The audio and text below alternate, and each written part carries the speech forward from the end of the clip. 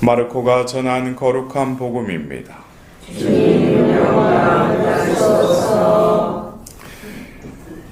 그때에 사도들이 예수님께 모여와 자기들이 한 일과 가르친 것을 다 보고하였다.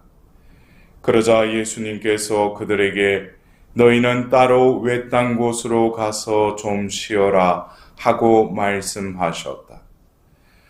오고 가는 사람들이 너무 많아 음식을 먹을 겨를조차 없었던 것이다. 그래서 그들은 따로 배를 타고 외딴 곳으로 떠나갔다. 그러자 많은 사람이 그들이 떠나는 것을 보고 모든 고을에서 나와 육로로 함께 달려가 그들보다 먼저 그곳에 다다랐다. 예수님께서는 배에서 내리시어 많은 군중을 보시고 가엾은 마음이 드셨다. 그들이 목자 없는 양들 같았기 때문이다. 그래서 그들에게 많은 것을 가르쳐 주기 시작하셨다. 주님의 말씀입니다. 그리스도님 감사합니다.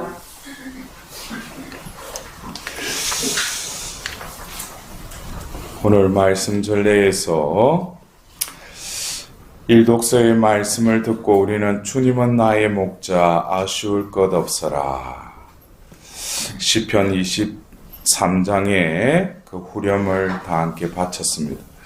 여러분들 이 성가로 우리 또 주님은 나의 목자 아쉬울 것 없으라. 이 성가를 주로 또 부르는 때가 언제예요? 예? 장례미사 때 부르잖아요. 예. 이제 이 세상의 여정이 끝나고 주님의 품으로 인도되길 원하면서 우리가 장례미사 때 이 성가를 부르는데 그 관에 누워있는 그 영혼도 그 성가를 듣고 있겠죠. 그죠? 근데 중요한 것은 그 영혼이 하나님께 온전히 쉴 수 있도록 하나님께 간구하는 또 살아있는 이들의 그 기도가 담긴 그 성가와 더불어서 그 이미 죽었지만 그 영혼에게 있어서는 뭐겠습니까? 과연 자신의 그 허락하신 이 생의 그 여정 가운데 그분께서 나에게 진정한 목자였는가? 응? 그럴 때 이미 육신은 죽었지만 그 장례 미사 중에 진정으로 하나님께서 나를 이 세상에 내시고 이제 주님께로 나아가는 그 가운데 진정으로 주님이 목자여셨다. 응? 그래서 푸른 풀밭에 나를 쉬게 하시고 잔잔한 물가로 나를 이끄시어 내 영혼에 생기 돋우어 주네. 나를 바른 길로 이끌어 주시네. 어둠의 골짜기를 간다 하여도 당신 함께 계시오니 두려울 것 없나이다. 당신의 막대와 지팡이 저에게 위안이 되나이다. 이것은 어떤 현실적인 고백이기도 하지만은 자신의 살아온 삶이 주님은 나의 목자이셨다는 거예요. 그래서 그 목자는 이 생의 여정이 끝나고 이제 영원한 생명의 나라로 나아가는 이끄시는 또 목자이심을 고백해야 되지 않겠어요? 죽었을 때만 그냥 주님은 나의 목자다라고 고백할 것이 아니라 내 삶의 순간순간에 주님은 목자로서 나와 함께 계신다는 거예요. 그래서 오늘 우리가 들은 독서와 복음의 말씀을 보더라도 오늘 히브리서 13장 20절에도 영원한 계약의 피로 양들의 위대한 목자이신 우리 주 예수님을 죽은 이들 가운데에서 끌어올리신 평화의 하나님께서 여러분에게 온갖 좋은 것을 마련해 주시어 여러분이 당신의 뜻을 이루게 해 주시기를 빕니다. 라고 또 히브리서에 말씀하고 있습니다. 양들의 위대한 목자이신 우리 주 예수님. 예수님께서는 그냥 이끄는 그냥 길을 인도하는 목자가 아니시죠. 바로 평화의 하나님께서 예수님을 보내셔서 그 오늘 복음에 예수님께서 몰려오는 그 군중을 보고 가엾은 마음이 드셨다. 그들이 목자 없는 양들 같았기 때문이다. 오늘 복음에서도 그 예수님은 이 땅에 오셔서 그 목자의 그 역할을 온전히 또 하셨고, 또 그 목자의 그 삶을 통해서 오늘 그 히브리서의 그 13장 21절에 온갖 좋은 것, 그리고 당신의 뜻을 이루게 하신다는 거예요. 그래서 여러분들, 그래 우리가 신앙생활 하면서 은총, 은혜라는 단어를 그냥 무의식적으로라도 쓰잖아요. 예? 우리가 그 성모송을 바치면서 은총이 하면서 시작하죠. 은총과 은혜.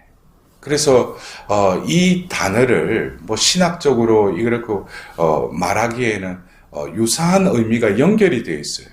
그 은총이라고 하는 것은 하나님께서 이 세상을 지으신 것도 당신의 은총이죠. 베푸셨으니까. 근데 그 은총 안에는 하나님의 뜻, 하나님의 선의, 하나님의 호의, 이런 것이 담겨져 있다는 것이죠. 그것이 베풀어졌을 때 인간의 편에서는 그 은총을 받아들이고 그 은총이 우리 영혼 안에, 우리 삶 안에 작용을 할 때 우리는 어떤 표현을 해요? 은혜를 받았다라고 이렇게 또 우리는 말을 하죠. 그래서 이 은총, 하나님께서 좋은 것, 또 당신의 뜻을 우리에게 마련해 주셨을 뿐만 아니라 이루시기를 원하신다는 것이죠. 그래서 목자이신 예수님께서는 우리가 하나님께 은총을 구할 때 하나님께서 은총을 베푸시죠. 그러나 우리는 과연 그 은총에 합당한 은혜 받은 자로서의 삶을 살아가느냐 이거죠. 분명히 은총을 청했어요. 하나님 은총을 베풀어 주셔요. 그러나 그 은혜를 우리는 만끽하고 누리지 못하는 삶을 살아갈 때가 많아요. 그래서 우리가 은총이라고 하는 그 히브리어로 구약 성경에 여러 가지 단어로 하나님의 은총을 표현하게 합니다. 그래서 우리가 하나님의 그 자비, 하나님의 자비를 우리는 히브리어로 헤세드라고 하죠. 그래서 그것도 은총이에요. 예? 왜? 하나님의 뜻, 하나님의 그 이루고자 하는 그 의도하심이 그 은총 안에 담겨져 있다는 것이죠. 그것이 바로 뭐예요? 헤세드, 하나님의 자비라는 거예요. 그리고 라하임, 그리고 헨이라는 여러 단어로 그 구약 성경에는 하나님의 은총을 이렇게 표현을 하는데, 오늘 여러분들과 좀 나누고 싶은 그 은총이라는 그 히브리어의 단어에 보면은 은총은 눈길이라는 의미도 담겨져 있어요. 눈길. 제가 그 전에 심리학을 공부할 때 발달 심리학을 이렇게 그 과목을 이렇게 배우면서 갓난아기부터 이렇게 성장을 해 나갈 때 처음에는 자신이 어떤 존재인지를 모르죠. 근데 그냥 마냥 어머니가 그 아기를 안고 젖을 먹이고 재우고 어떻게 보면 하루 종일 그 아기와 함께 해야죠. 예? 근데 이제 그게 이제 갓난아기에서 이제 아기가 되면서 이제 조금씩 자신의 존재를 느끼기 시작하죠. 그러면서 엄마라는 존재가 하나의 존재인데 이제 자기 개체를 느끼자 어떤 또 다른 개체, 자기를 보호하는 개체를 느끼면서 엄마가 그 자기를 떠날 때 이제 조금씩 느끼는 거예요. 그 함께 있을 때는 그 평안함을 느끼다가 떠나면은 어떻게 응답을 해요? 울죠. 예? 그게 왜냐하면 자기의 존재를 이제 느끼기 시작한다는 거예요. 그러나 거기서 조금 더 커지면은 이제는 자기와 함께 있지 않더라도 그 엄마와 그 아기의 어떤 그 끈이 있다는 거예요. 보이지 않는 건. 그래서 이제 조금 더 크면은 엄마가 자기에게 없다고 해서 우는 게 아니라 어때 주방에 가서 뭐 음식을 장만한다고 떨어져 있어도 아기는 알아요. 엄마가 이 공간 안에 함께 있다라는 거. 그러나 만일 밖에 나가든지 자기의 그 끈이 뭔가 느슨해지고 끊어져 버리면 그때 우는 거예요. 예? 그래서 어떻게 보면은 그 한 존재와 또 다른 존재, 자신의 어떤 존재감을 느끼면서 커가는데, 우리 신앙생활도 그런 발달 심리학에서 말하는 어떤 그런 한 개체로서 성장해 나가는 그 과정과 유사하지 않는가. 처음에는 하느님께서 우리와 함께 계심, 그리고 또 떨어지더라도 하나님을 느끼는, 그거를 우리는 어떻게 현존이라고 하는 그런 용어로 쓰죠. 하나님이 떨어질 때 내가 아기가 그것에 어떤 박탈을 느끼고 그냥 울듯이 그 현존을 이제 늘 느끼는데, 결국 떨어져 있어도 우리 눈에는 보이지 않지만 하나님은 어떠십니까? 함께 하시죠. 그래서 어떻게 보면 신앙생활이라는 것은 자기가 열심히 뭐 미사 참여하고 기도 많이 하고, 그것보다도 더 본연적이고 더 근원적인 것은 하나님의 그 현존 안에 머무르는 것. 이것이 어떻게 보면은 신앙생활의 궁극적인 삶입니다. 왜? 그분과의 일치 안에, 현존 안에 머무르면 어떻게 되겠어요? 하나님의 그 베푸심, 은총이 늘 함께 하겠죠. 함께 할 뿐만 아니라 머무름으로써 그 은총이 내 안에 스며들고 그 은총이 나에게 작용하기 시작할 때 내 삶 속에서 뭐가 드러나요? 하나님의 좋으신 뜻, 하나님의 그 원하고자 하는 그 축복이 비로소 내 삶 안에서 실현된다는 것이죠. 그럴 때 우리는 은혜를 받은 것이죠. 근데 제가 조금 전에 말씀드렸듯이 은총이라는 것이 그 눈길이라는 그 의미도 내포되어 있다는 거예요. 그래서 오늘 예수님께서 얼마나 그 공생의 동안에 얼마나 많은 사람들이 오고 또 그 제자들을 파견해서 그들이 그 하나님 나라가 가까이 왔습니다라고 할 때 병자를 고치고 악을 내쫓고 똑같은 그런 예수님이 하셨던 그것을 또 한 것을 기뻐하면서 그들이 파견을 다시 돌아와서 예수님께 오늘 하는 장면이 있죠. 그러면서 예수님도 그들에게 외딴 곳으로 가서 좀 쉬어라.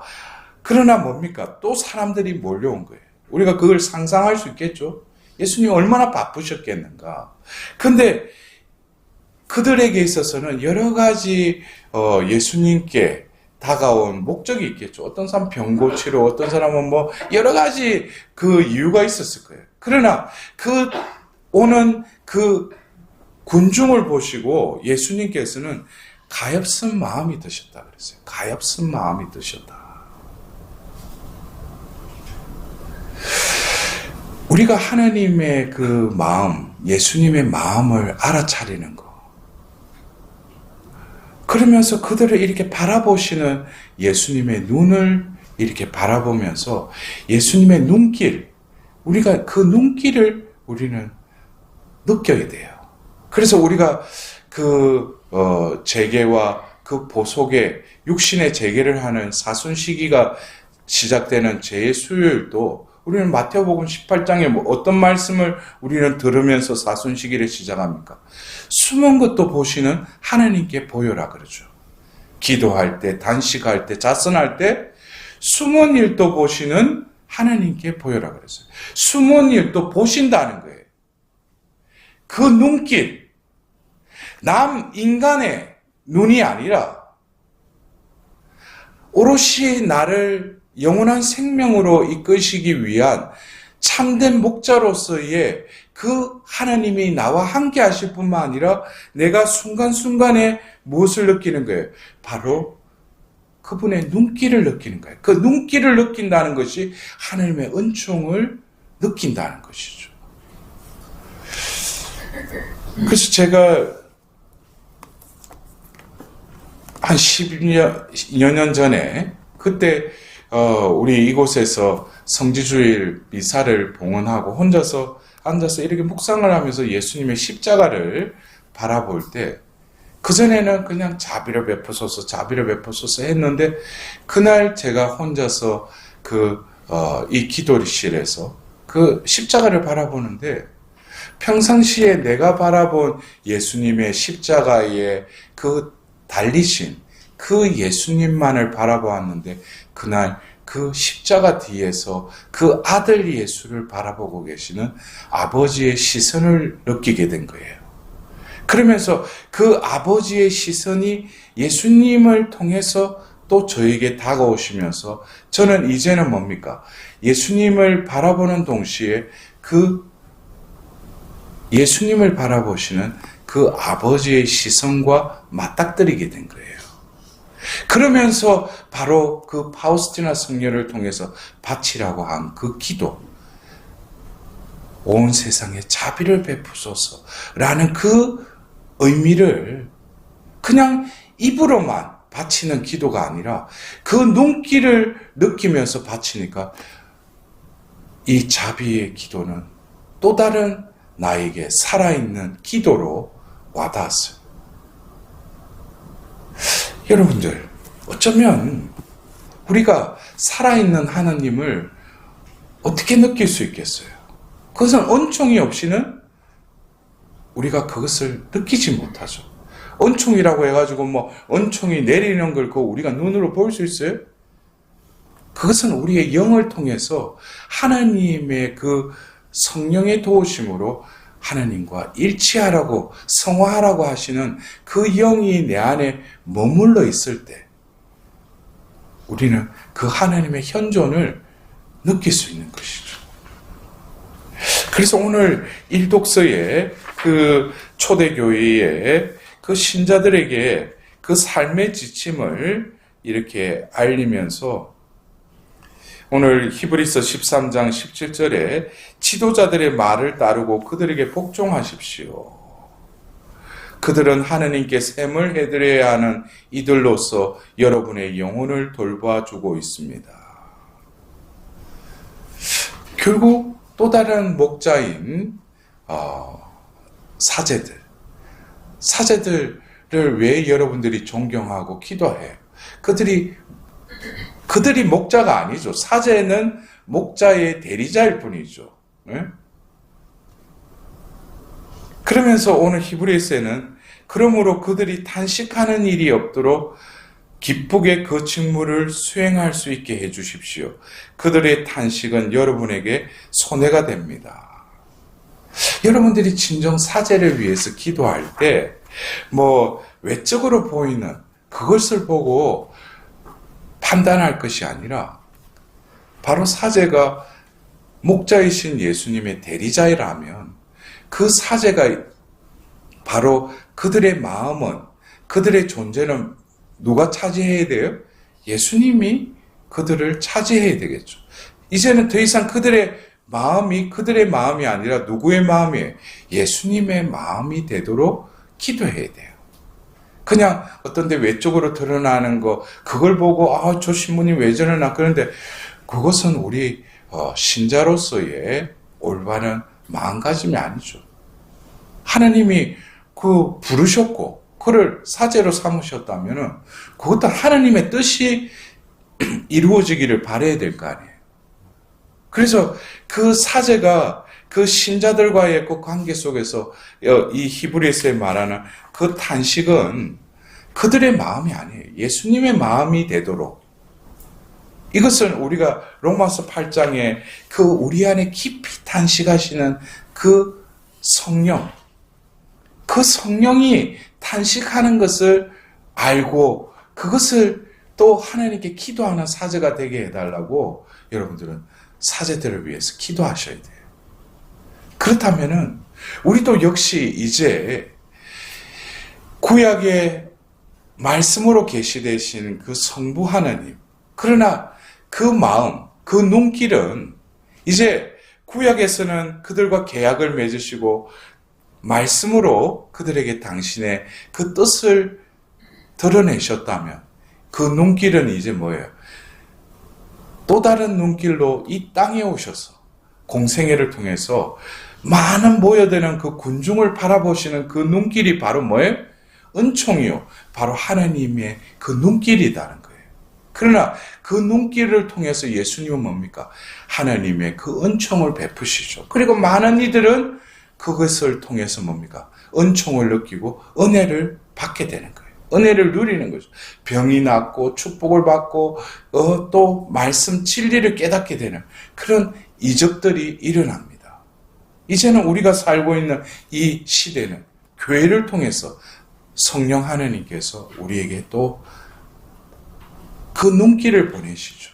그래서 제가 아까 그 말씀드렸던 그날 제가 십자가를 바라볼 때 그 십자가 뒤편에서 예수님을 바라보고 계시는 그 눈길을 제가 느꼈다고 했잖아요. 이 모든 것도 뭡니까? 내가 내 눈으로 그 십자가를 보고 눈길을 바라본 게 아니죠. 내 안에 계시는 그리스도의 영이 내 눈을 열어주셨기 때문에 비로소 그 은총을 바라볼 수 있는 거예요. 그래서 시편에 당신 빛으로 빛을 보나이다 라고 하는 그 말씀은 우리가 바라보는 그냥 육안으로 바라보는 것이 아니라 우리가 어디에 있든지 어디에 머무르든지 우리는 그 눈길을 느껴야 돼요. 내가 이렇게 하면은 남이 안 보니까 이 정도야 할 수 있겠지. 그 눈길을 망각하고 저버리는 것이죠. 하나님은 나와 함께 계실 뿐만 아니라 그러나 이 눈길은 감시의 눈길은 절대 아닙니다. 또 저렇게 구렁텅이에 빠지려고 저렇게 악의 길로 가고 있구나. 그 애처롭고 그 안타까운 그 마음으로 우리는 그 눈길을 느껴야 돼요. 그럴 때 다시금 뭡니까? 생명의 길, 선의 길로 내가 터닝하는 거. 그게 회개죠. 그래서 우리가 신앙생활을 할 때 어떤 이들은 반복적이고 자기중심적인 삶을 살아간다면 이제 우리는 서서히 살아있는 관계. 은총을 느낄 뿐만 아니라 그 은총이 나의 존재에 스며들고 그 은총으로 인해서 나의 존재를 통해서 뭐가 드러나야 돼요? 하나님의 뜻이 드러나야죠. 그럴 때 그 자가 바로 뭡니까? 은혜를 받은 자예요. 여러분들, 오늘도 이 추운 겨울에 하나님께서 방에만 계신 게 아니라 지금 이 자리에 함께 하십니다. 우리를 바라보고 계셔요. 여러분들, 하나님의 눈길을 느끼고 바로 목자이신 예수님의 눈길을 느끼면서 오늘 하루도 그 눈길에 합한 자가 될 수 있도록 생명의 길로 나아갈 수 있는 하루가 될 수 있도록 하나님의 자비를 구합시다. 아멘.